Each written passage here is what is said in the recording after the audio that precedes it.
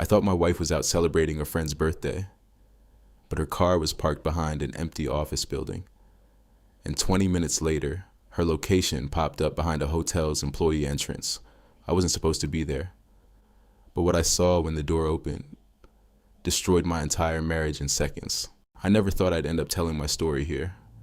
But now, this is the only place that makes sense. My wife and I have been together for over 10 years. 10 years of what I thought was real happiness. 2 kids, vacations, home projects, inside jokes, the whole picture-perfect life. Or so I believed. Everything changed this past year when she got a new job at a prestigious long-term care facility. Great opportunity, big role, lots of responsibility. Her new boss, a man she couldn't stop praising.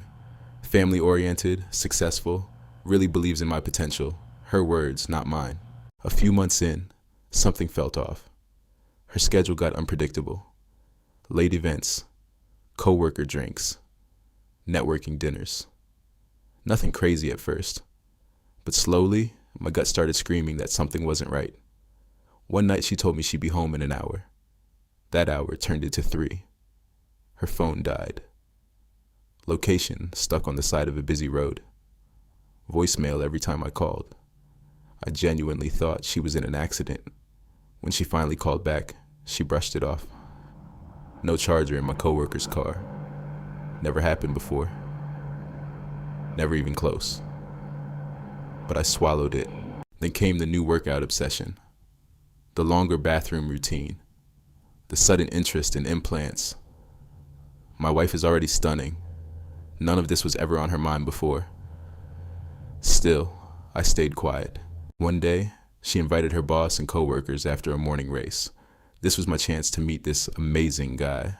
He shows up, nearly 60, decent looking, awkward, barely made eye contact, sweat-soaked handshake, didn't speak more than 2 sentences, left early, and something in that interaction snapped inside me. It felt wrong.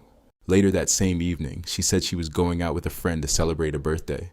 She glammed up, kissed me goodbye, and left for a bar on the east side, but her energy felt off.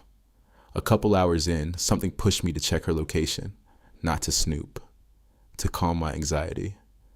But instead, her car wasn't anywhere near the bar. Her car was parked behind a tucked-away business complex in the back corner of a dark, empty lot.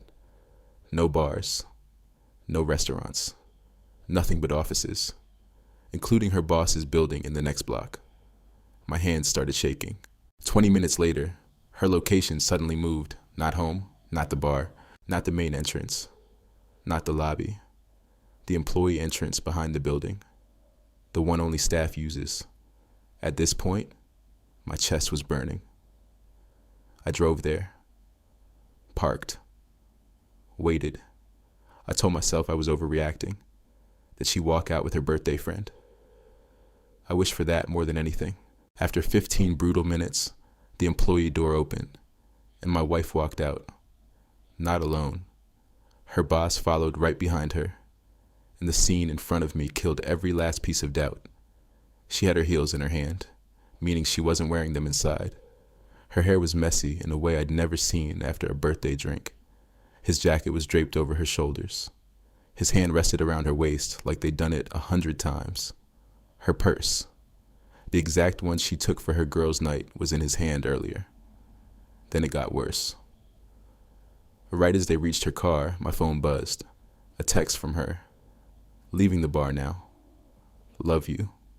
She texted me that while standing next to the man she just slept with. When he got into his car, I noticed her gym bag on his front seat, her water bottle in the back. These weren't one-time items. These were regular use things. And when he reversed into the lane, his collar lifted slightly. That's when I saw it.